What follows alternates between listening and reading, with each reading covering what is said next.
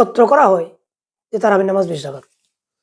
দেখুন তারাবির নামাজ 20 রাকাত নিয়ে অনেক হাদিস আছে, কিন্তু দুর্ভাগ্যজনক যারা আহলে হাদিস নামক যারা ফিতনাবাজ,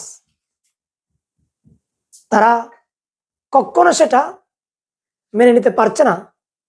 কেনই বা মেনে নিবেন? তারা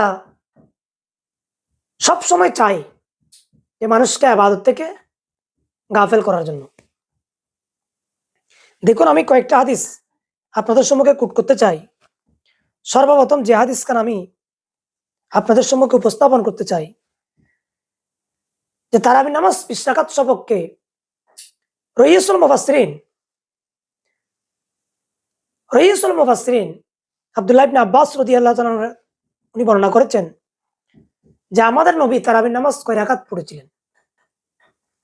এই হাদিস খানা ইমামে বাইহাকি তার সুনানুল কুবরার মধ্যে কিতাবুস সালাতের মধ্যে এটা রওয়ায়াত করেছেন। বাবু মা রুফিয়া ফি আদাদে রাকাতিল কিয়াম, এরকম একটি বাব রচনা করেছেন, পরিচ্ছেদ রচনা করেছেন।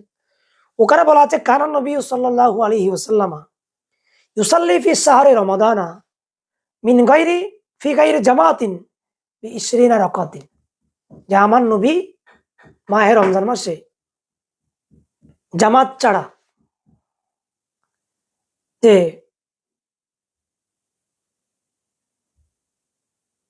তারাবির নামাজ পড়েছেন 20 রাকাত।